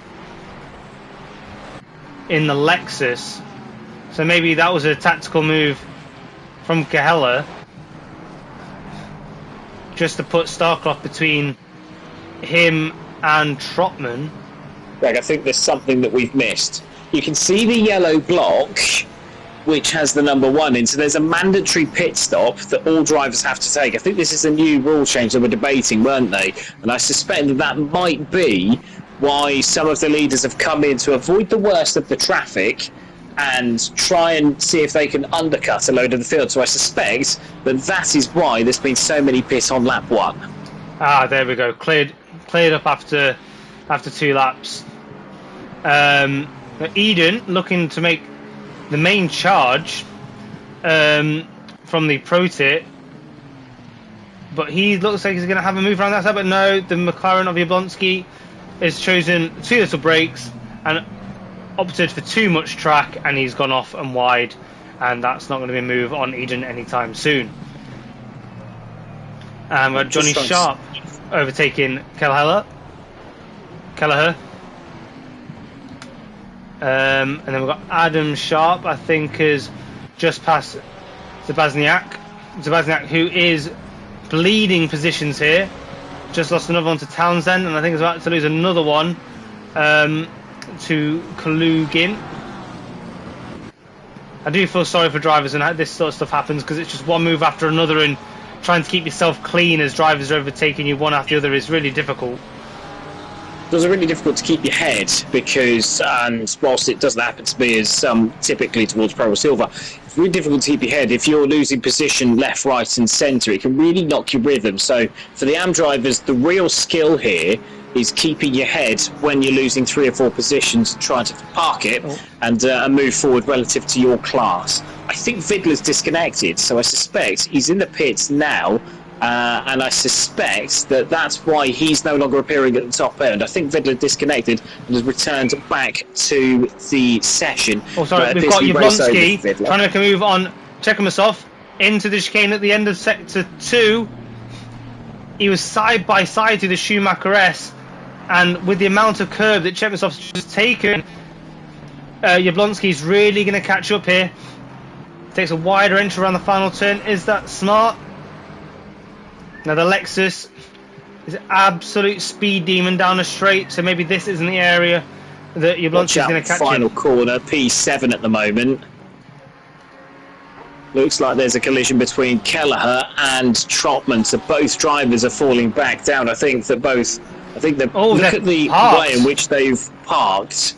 It's very difficult for all drivers. I think they've managed that really well, to be honest with you, because it could have been easy for one of them to reverse back out, and to the detriment of their own races, both drivers have had to stay there and wait for some cars to go around. So good driving from the pair of them, even if we didn't see how the collision happened. Yeah, I expect the collision will definitely be investigated, I'm sure, but in the manner in which they rejoin the track, no problem at all from our end, we can see. So Jablonski now is the main driver, isn't he? Is just trying to see if he can get one. He's going to have to force the Lexus into a mistake, because the Lexus has got so much speed down the straights that he's going to be almost impossible to pass on the brakes. Yeah, I mean, it seems quite evenly matched. There's this sort of chalk and cheese relationship in this fight. The one's got an advantage of half the track, the one's got an advantage of half the track, and it's just levelling them out. This part of the track, Jablonski definitely stronger, can close in under the light braking, carry the speed really, really well. But he needs the drivable drives out of turn 12 here. He's found his way, what's going to become the outside. Then he flip back to the inside. Looks like Chekhamisov defends it well. I think we've also lost Luke Prentice from the race as well. I can see that he doesn't appear to be in, and we are one driver short, so another one there. As for battle for P6, just behind this might be one to catch after the Jablonski pass, but the battle for P6 might just be coming to a head. Oh, as Gedman has gone quite wide, this invited Sharp into the mix. This Then Sharp is already ahead. Now it depends if Gedman can make any sharp moves. Into the first turn, he goes deep on the brakes, he gets his nose in. Oh, but a slight tap and a little bit of a rotation, and I think that's all she wrote in regards to that battle. But no, Gedman's found traction. Yeah, Porsche is excellent on traction, but I think Sharp should kick on now once he's got the drop on Gedman, and I suspect then they're starting to look up for Sharp, because whilst a couple have pitted from Pro, he's up there in what is currently second in class, and there's got a real chance, with certainly some of the other drivers having already pitted, of vaulting himself up the order. But Yablonski's still chasing Chetmasov for P3, haven't we? Yeah. So that's going to come to an end any time too. Yeah, I've just flicked down to the net lead actually. The ones that are pitted, Mr. Overtaker and Starcloth, P19 and 20. Starcloth attempting to make a move on the essentially pro lead of those that have pitted. But I don't think there's quite enough time in it for Starcloth or Mr. Overtaker to be considered the fully net leader. We've still got a lot of drives to go through, a lot of time to be given back in the pits by those ahead. Be interested to see how close Eden is on Mr. Overtaker when the pit stops are run. What I have noticed is certainly some of those that have pitted, so Overtaker, Starcloth and Travaglioni, who pitted not because they had damage but for strategic reasons, they're starting to catch the AMs that have not pitted. So they're starting to get potentially held up by some drivers who haven't yet stopped, and so we're on a different strategy. So something to see as the race plans out exactly how that goes. But at the moment it's Travaglioni, Starcloth and Overtaker, certainly the lead three of those that have pitted. So it'll be interesting to see how badly they get held up. And crucially, we did notice that Vimino was damaged early, and he seems to be carrying that damage still, because he has not made the advancements that Travaglioni has made from the same position, give or take. Car looks a lot better, so I suspect that he's dropped off the back. He had a lot of damage to fix, didn't he? So I suspect that he might have fixed it, because I'm just looking at him now and the car looks good as new. So it's just on the back now of Van der Waal, and I would suspect that he might start making moves, but he had to drop so far back in order to fix that damage. So I would suspect that it's just a case of damage limitation, as it were. So unfortunately, a bit of a net loss so far tonight for Jazzman. But oh, here he goes. There's a dive into the final turn. We pick him up. He makes moves almost by request. Yeah, he must have known his ears must have been burning. Bit of cooperative driving there from Van der Waal there. Still sensible enough. Didn't fight it too much and has lost a minimal amount of time. So sensible driving there all round. I've just picked up Cherry Moore on the back of Coppens here. Both drivers in the Ferrari. Both looking a bit worse for wear. And they're trying to close in the back of Danny Davis. Oh, and Cherry Moore's got a great drive at the Schumacher S. But it's been closed off quite quickly by Coppens. They want to look at the battle for P9 as Kalugin holds off Wazza in the Bentley. So these two are some of the ones that didn't pit, but both got involved in issues early in the race. Yeah, Wazza looking very comfortable with it. Oh, Kalugin's got a massive hit by the curb, and Kalugin's off onto the grass, and Wazza slides through. And that should be all she wrote. Easy meet there for Wazza there, just sensibly placing his car, and I think you're right, that should be all she wrote. Kaligin to provide no further threat to the Irishman, you would have thought. Back to P15, chase for Coppens in P14. Coppens having to go defensive, but seems to have the traction at the final turn. But I do suspect, I reckon that the desperate moves are going to start to come in now, because they're going to want to pit ahead of one another. The thing is, if you both of these Ferraris, do you fix the damage? How much time is that going to cost? Because they both look awful, don't they? So do you pit and do you repair the damage and knowing that you're going to lose a load of time, but you might just be able to pass him if you do it quick enough? Yeah, or if you're Coppens, for example, do you maybe pit and hold and not take the damage and maybe just hope to hold him up by the time you get towards the end? So I've just gone board with Mr. Overtaken. He's got that gap down to the next unpitted car of Cherry Moore down to 4.5 seconds. It's closing all the time. He's going to hope that these two either push on and stop fighting, or they get in and get out of the pits. That is the risk you take, but by pitting as early as you do, you will save a bit of time, obviously, by not spending as much time in traffic. But The traffic when you will start find to you in the catch end. it'll find you, unless you can make a move. Especially with two cars battling, they're not going to give two hoots about your position as race lead. So when you've got two cars battling, they'll be focusing on them and them only. It's not going to matter to them that Overtaker's already pitted and is the net leader. That's his problem to solve. You're seeing Travaglioli's awfully close in the back of Starclough.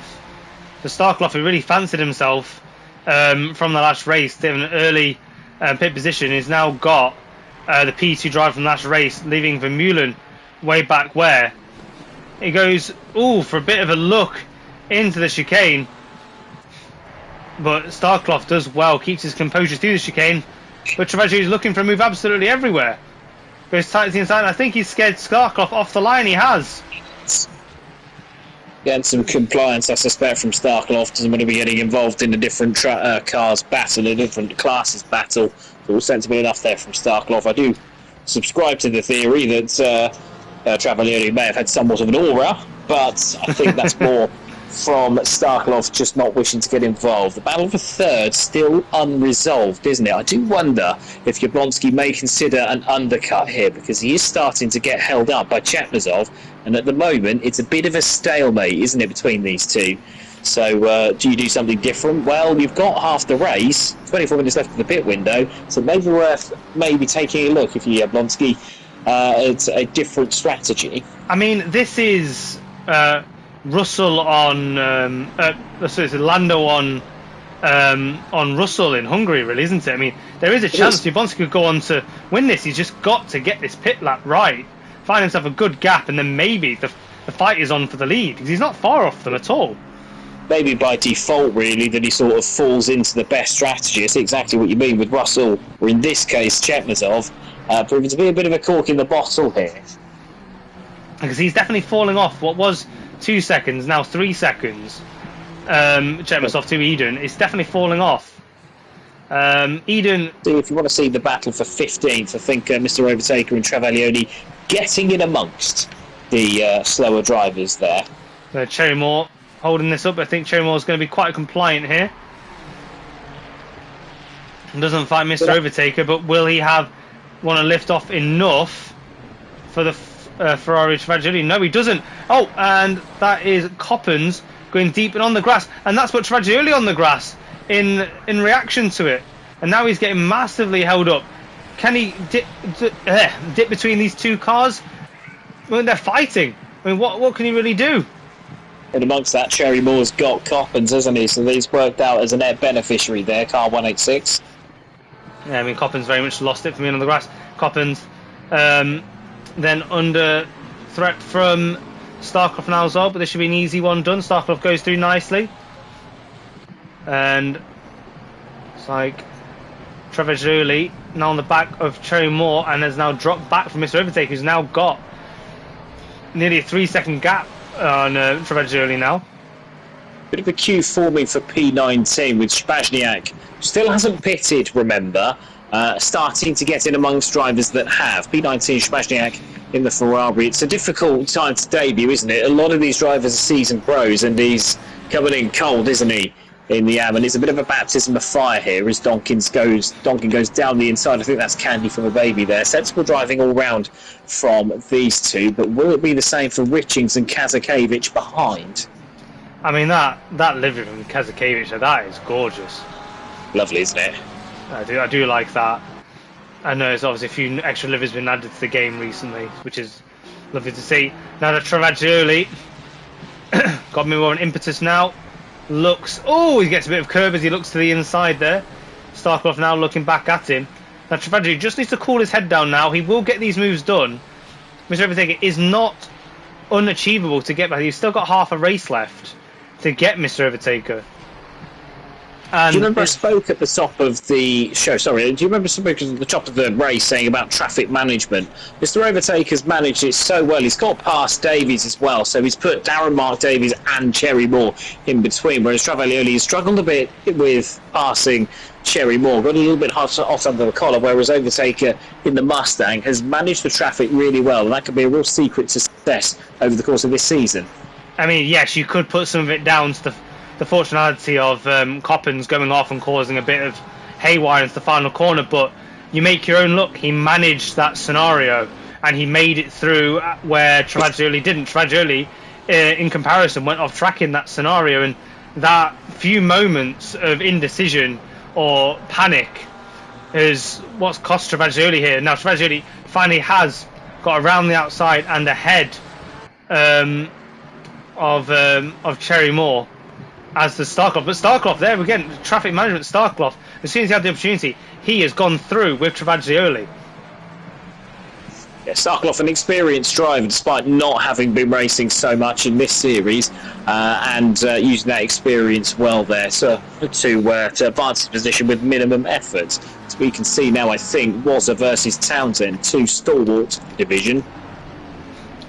Yeah, so I think these two drivers, being as close as they are and being off the back of Gedman, then surely a pit is imminent for these guys, unless they've already fueled for a half and half strategy. Doesn't even need to be that. You can take 1 litre. Oh, here he goes. Here he goes into the chicane. Wazza found some great speed, but he's gone a bit deep, but that's okay. The second part of the chicane is more as in immediate response. Town dived into the pits. Great thinking as he lost that position.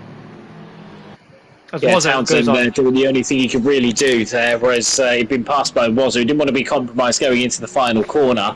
This might be now whether he thinks he might have a bit of a gap to come back into. Townsend not obviously fighting for the overall lead, but certainly looking to be one of the leading lights in AM class. You think Kalugin and Fars have just gone past him, but it's certainly looking good for a strong result for Townsend in the pink McLaren. It is, and I'm just going towards the front of the grid here. Whilst there's a bit of a gap once again from Jablonski to Chetmasov, Johnny Sharp has joined the back with Adam Sharp, the two Sharp brothers, on the back of Chetmasov. So Chetmasov really needs to get this done on Jablonski. Now, there's no time for waiting now for Chetmasov. He needs to get past Jablonski, which isn't going to happen anytime soon because he has dropped back from him. He's now a second. He's not in firing range of Jablonski. So now he's left himself open for an in-tier battle between him and Sharp, as well as Adam Sharp in for the battle as well. But that's a move for position from Jablonski. Jablonski was all over the back of Chetmasov and has at some point relieved Chetmasov of the position. So at this point now, Chetmasov may as well come into the pits in the next couple of laps to see if he can do something different in terms of coming out in a gap or potentially trying to overhaul Jablonski. But Jablonski now over the hills and far away, isn't he? So I suspect that Jablonski won't be caught there as he goes wide, doesn't he? That's Sharp Junior going down the inside, and that's Chetmasov wanted to go into the pits. Exactly as you said, he wanted the pits entry, but because he went deep and over the curb, he couldn't pull the car back fast enough. They may take a look at that. They may take a look at that for a dangerous pit entry. I'm not sure. There wasn't anything in the briefing, but that's certainly an interesting way of going in. It would have put the fear of God into both Johnny and Adam Sharp as they made their way through there. So a bit of field spread occurring now, but I've picked up Heyman's towards the back. P22 is looking at Richings. So this should be a relatively routine move. Heyman's very fast driver in what I'm going to refer to this season as the Batmobile, in the all-black Ferrari, but sensibly doesn't make a move there because you know what, Richings has only just managed to put down the anchors for that and get it turned in for the chicane. Yeah, Hyman's driving the official car for the New Zealand rugby team, isn't he? There, certainly a very striking Ferrari, and it does look very racy, but it's just about now whether he can harness it against the experienced Richings, who may not have the overall speed, but certainly has a bit of guile when he's in combat. So should be interesting thing with Kazakevich just up the road. As he does just overtake Kalugin, who have just caught coming out the pits. Was that It was Klugen, wasn't Yeah, it? he would have been. Yeah, he would have been coming out the pits. So Klugen's still appearing in P9. Yeah, so showing in P9, but that's ACC doing ACC things. It'll be ending up about 20 seconds. It all starts to shake itself out. So Klugen going backwards in the pro in the AM tier, having been showing quite strongly a little bit earlier on. So with the extra pits coming into play, it does like Mr. Overtaker is genuinely the net leader of this race. Now we're left with only the top 7 leading and still yet to pit. I mean, there is a big gap with Gedman to Sharp, but that's not quite enough to buff out that leading pack for a pit stop. I mean, it's 12 seconds from Overtaker to Wazza, and another 9 seconds between Gedman and Wazza. So maybe Eden comes out just behind this battle with fresh tyres, but if they've got any clean air, they can use it and they can possibly see off Eden, because Eden, actually he does have a good amount of clean air, does Eden? He's coming up behind car number 8 of Zabazniak. Heyman's so committed. He's getting too committed, in fact. He's on the grass, and what a rejoin. Incredibly controlled with dirty tyres. Will have been a couple of interesting moments in the cockpit of that car.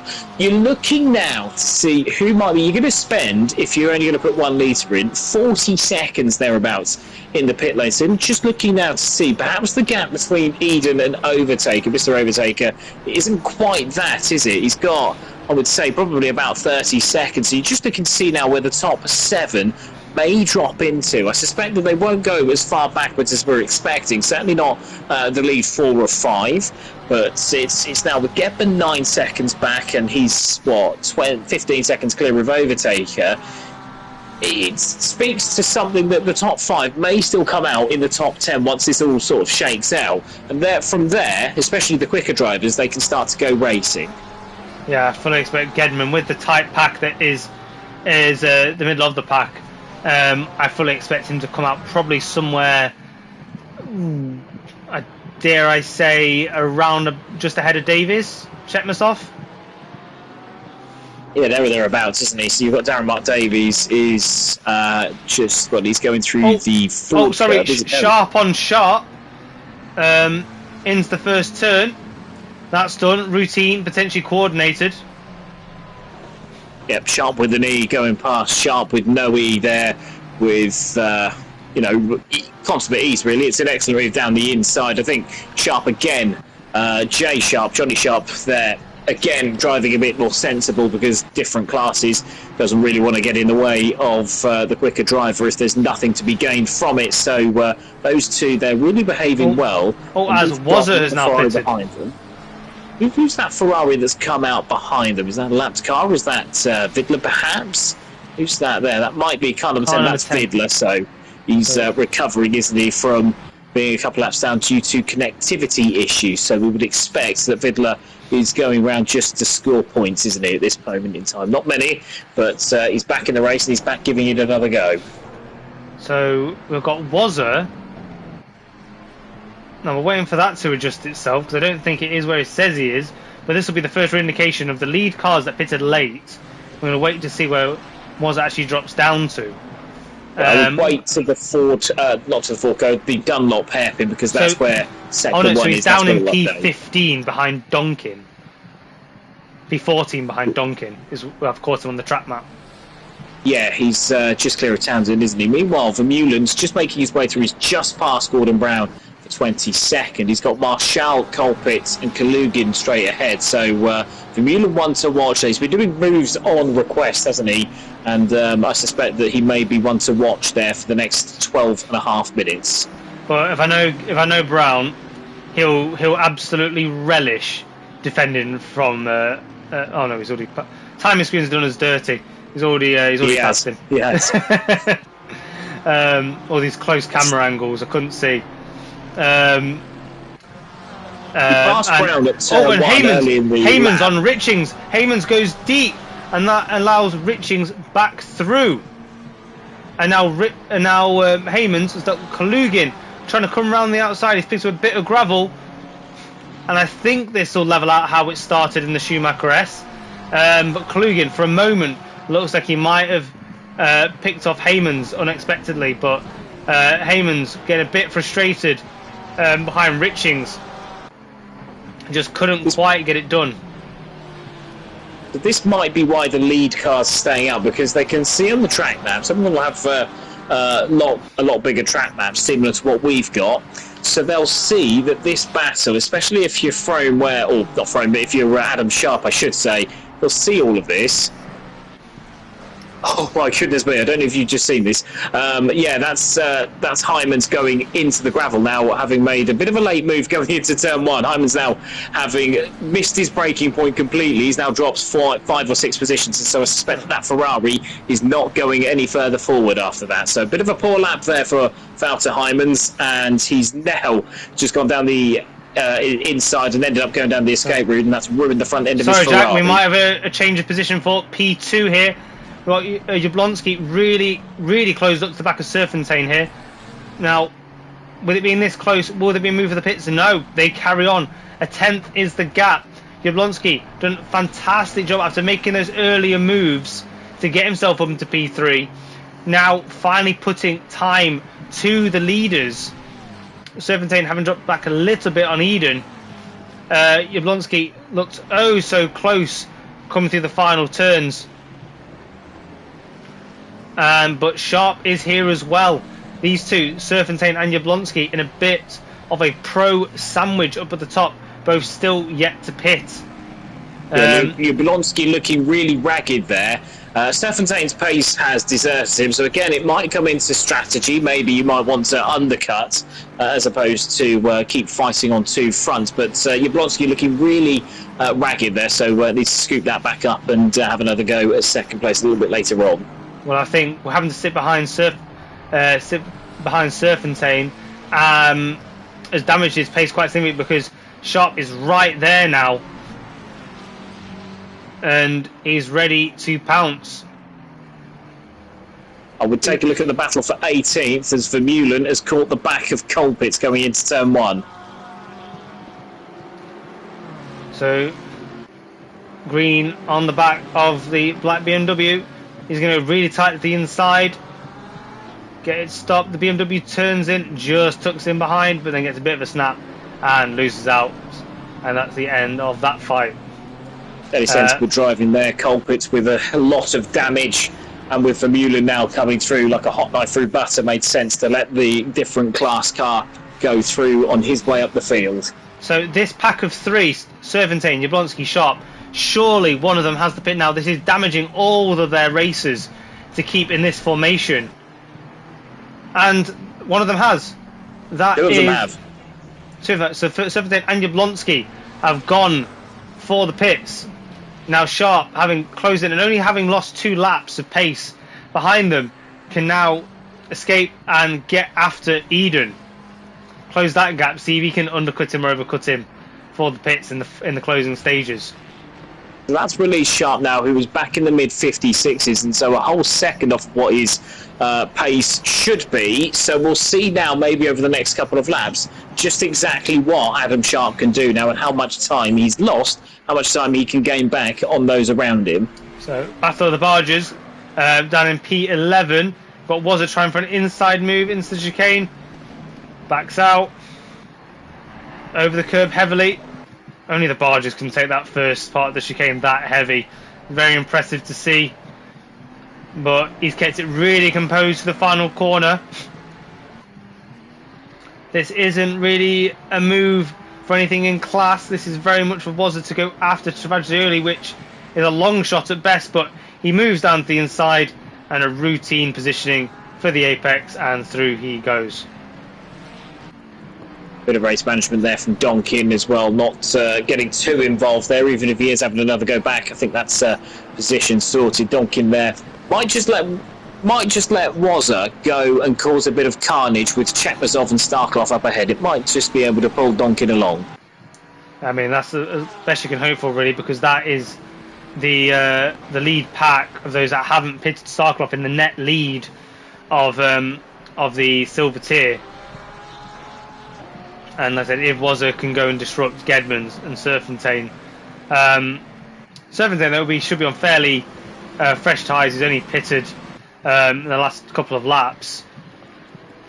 And he's not too far behind Gedman. But Gedman a fair bit off Serpentine. Serpentine, who did start quite towards the front this race and has held on to that position quite firmly. It was a fight for P14 with Vermeulen coming through, and Richings very much in the hot seat in that McLaren with Kalugin for company. Kalugin's just been passed by Vermeulen, so we don't see that being a factor. But Vermeulen now on the prowl once again into the Kumo chicane. And then, sets him up around the outside. He's going to cut back and he's going to run all the way down to the chicane. I can't see him waiting until after the chicane for this one. He's already had to get out from his gearbox. He's going to like to try it round the outside, you know. Incredibly brave on the brakes, but a lot of faith in Richings there to be able to carry the speed appropriately behind him. Apart from Richings there, no collisions caused, even if he might claim to have been in the right. Vermeulen, I think, sensed that, and both drivers there certainly about survival, with Vermeulen now looking at a potential top 10 finish, which from the position he was in is going to be an excellent recovery. Yeah, and potentially, if he really gets a move on, depending on Wazza's progress, potentially a P5 in class. And that's about the only really achievable pro tier driver he can go after. I'm just looking at the times now for Adam Sharp. I mentioned earlier he was in the 56s, stuck behind that battle. He's now gained half a second on that time, so in the 56 flats, but he's taken over a second out of Eden, and so he might now be well on his way with only a couple of laps left of the pits window, so I suspect he'll be coming in probably this lap. But let's just see what he sets now. 55.6, so certainly getting the hammer down now. So Eden, having seen that pace, has gone into the pits. The man who's led this race from the very early stages. Be very keen to see where he comes out. Where it shakes out, isn't it? Because the position he's in at the moment, he'll come out. He's going to come out behind Mr. Overtaker. Sixth. Through goes Travaggioli. There's a lap car of car number 8. Car 1, 2, 3. This is Starclough. Who's going to make it past him. I think Starclough's just coming out behind, isn't he? They're going to go side by side, but I think Eden's got it covered. So that is P5 for Eden. So he's vaulted himself up the order and kept himself well in play there with the Aston Martin. Just a couple of drivers left to pit. Now, obviously, he's not left himself much time to get these tyres warmed up and then pushing on in this race. So where Eden is, I don't think there'll be much in the way of progression, more in case of defending from Starclough now. Be place retention, won't it, with the two Sharps out front, with both of them likely to be coming in to the pit lane this time around. So it'll be a net P3 for Eden at this point. Still waiting for the Sharps to come into the pits, but surely that has to be this lap.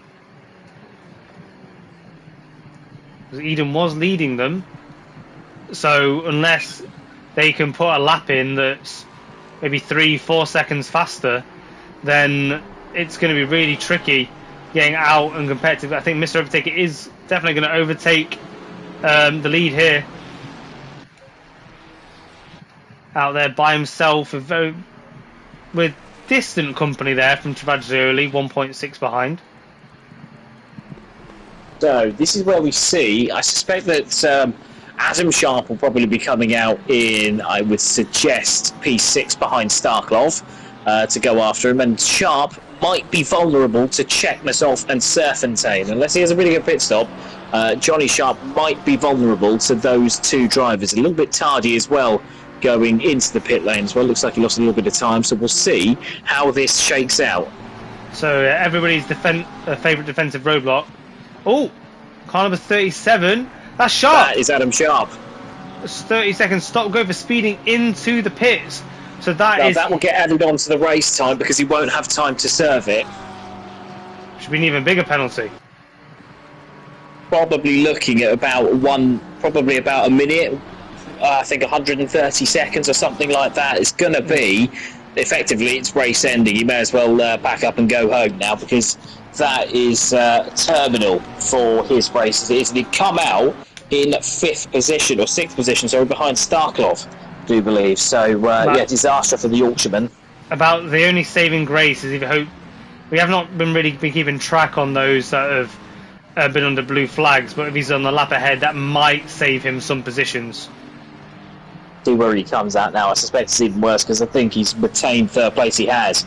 So what was a podium finish is going to be pretty much last in class. There's nobody a lap down in Pro up until you get to Vidler, who obviously has connectivity issues further down the race, and Luke Prentice, who has not completed the race.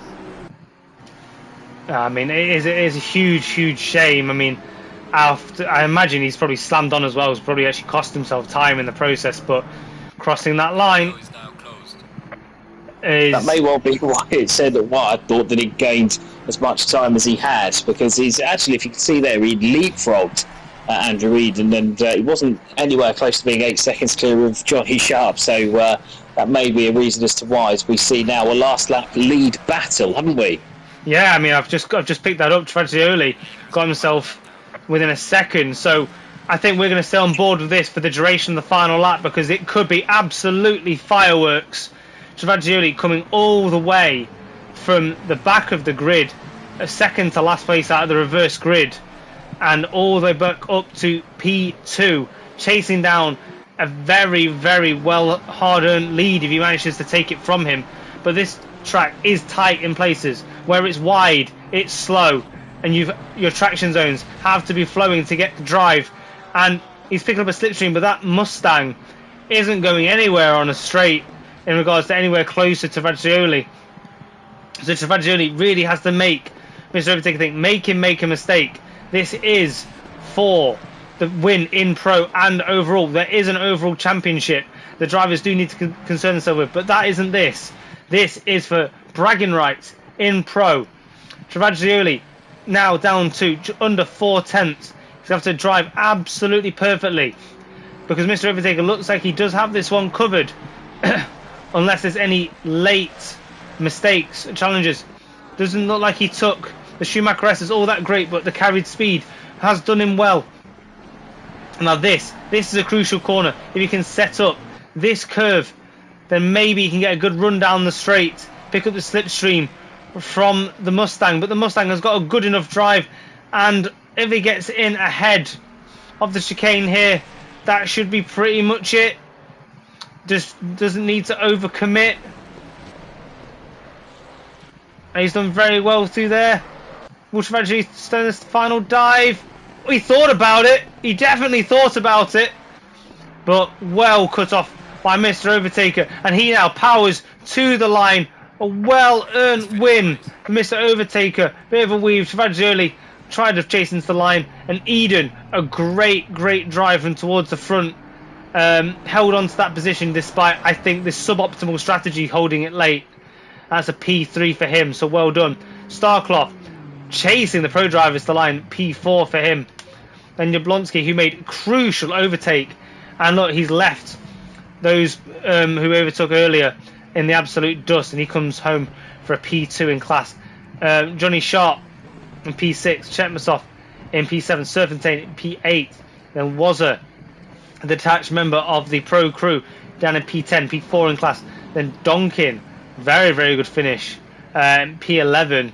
Then Vermeulen didn't quite get his top 10 finish, and he didn't. Well, he's 5th in class, so very much a save there from Jared Vermeulen there, 5th in class for the South African. And then Townsend with a fantastic win, actually. Sorry, we didn't catch as we were playing bumper cars at the end there. That's a Townsend with a P13 and a win overall, and then Kalugin with a P2 in class. Well done to him with Brown, and then Marshall on debut, starting from the pit lane in both races. with a P3 in class. So fantastic racing. However, we did suspect that he was very fast and maybe will get moved after this race, maybe into silver.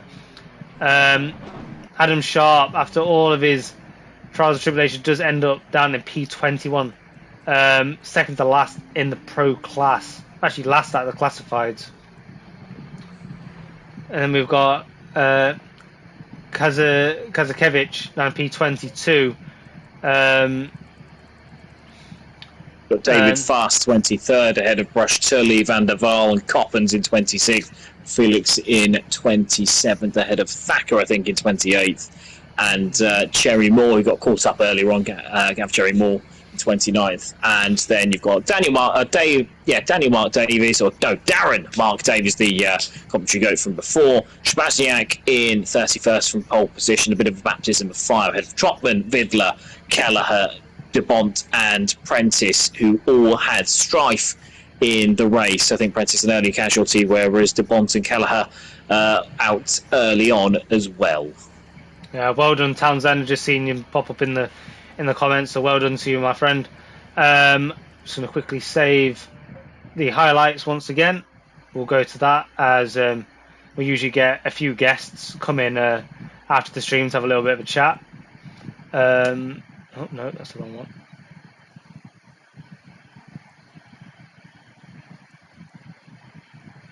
Right.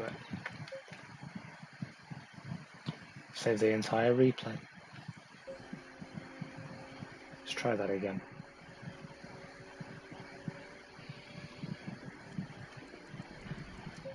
There we go, everybody.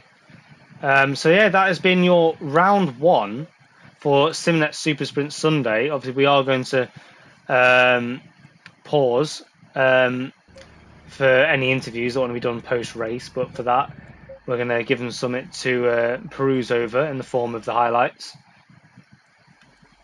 But that was thoroughly enjoyable. Some really long-form tactics at play there. Some people pitting early, some people pitting very late. Only very few drivers actually pitting in the middle of the race. Yeah, I think they went from either the start or the finish. I think the start has obviously got some benefits in that you spend guaranteed time in clear air, whereas if you leave it as late as possible, then you might have a chance to, if you've got into clear air, you might have a chance to overcut some of those who might have got stuck coming back through the field. I think it worked. I think there were fewer incidents compared to last season, where it was at times a bit difficult to steward. So I think from that end, I think the admins have made the right decision there in implementing a pit stop, and I think that the drivers responded well to the challenge, to be honest, in terms of thinking their way through that race. Certainly there wasn't quite so many yellow flags as there was in the last couple of seasons that we've done this. Yeah, I mean, out of everybody that got involved in stuff today, I mean, I saw at least 5 cars sideways before the first turn, and the fact we only actually had 4 drivers really retire from the race is a testament to the change that's been made. So we are going to get this overtake between Jablonski and Eden up on the screen. So he likes to go round the outside, a long way around the outside. And seemingly Bud set it up, got a little bit stuck on the marbles, didn't he? So yeah, I think it's one of those. Well, this is one of the tracks where it's really only really one place to overtake. So everything you do up to that point has to be perfect. Otherwise, it's a case of being opportune. And I think the drivers as well with the reverse grid race responded to that quite well. We did see a couple of cars sideways, didn't we, into turn 1? But I think that's standard turn 1 at the Nurburgring. So I think that's toward there. But the one, I think, for one of the drivers, it was Cherry Jones as well. He came in, he was one of the early casualties, got himself right to the back, but he did fight through to finish somewhere in mid-pack. So kudos there to the newcomer for sticking it out in what could have been some pretty tough circumstances. I mean, we've got to apologise for Sabazniak for a lot of these overtakes being on him when he's just doing his civil duty. Oh, it's got Kalugin, a bit of a. I think that was an intentional touch. It was just on a bend, converging lines on a bend I think that was, but both drivers came away reasonably cleanly. Made Sebastian a bit of a roadblock going into the chicane, and oh, look at everybody did so well getting around those two cars in the final turn as well. So really, really well done. But yeah, it'd be interesting to see how Dale and it was Trotman, wasn't it? Dale Kelleher and Paul Trotman got together that way. But I think once they were in that situation, they both did incredibly well, as you say, to not really increase the risk there and stay as close to the inside as they possibly could. Yeah, so here we actually do have a genuine position, hard fought overtake here. This is Adam Sharp looking to overtake Gedman, who seemed just went a little bit wide, got on the marbles on the outside, and then with the extra speed, I think Adam Sharp made light work of this by the end. I think this one was caught on the stream, and Gedman being Gedman does always like to try and fight it back. Sharp did very much say no, as there's a little touch on the apex. This is Starclough on Trotman in the Lexus. I think Trotman at this point was getting a bit held up by the Mustang ahead. And then yeah, just a beautiful move around the outside by Starclough there. Really using all the speed as he's trying to run away from Travaglioli, who's just behind.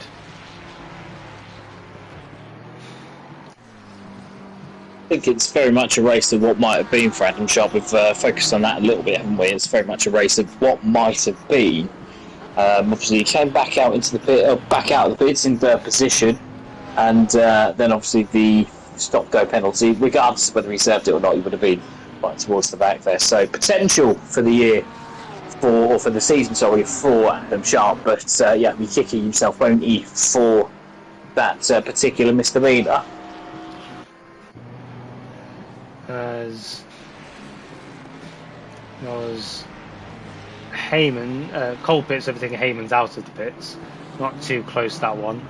But yeah, very crucial some of these moves made out of the pits, especially later on in the race where cars have got the fresher tyres. They get them warmed up and they'll be off and away. But if you can defend those cars on cold tyres, then ruin them stuck behind you, you might well be to hold on to that position. And thank you. That is our highlights. And by the looks of it, we're not going to get any interviews off the first race. Potentially, everybody's deep in their incidents out of those that we saw. So yeah, just a little revision of obviously what goes on in FRL. Do make sure you get involved. If you do want to get involved in everything that actually you've seen tonight, or some of the stuff we mentioned in regards to Formula One, so of course Evo, iRacing, Gran Turismo, Formula One.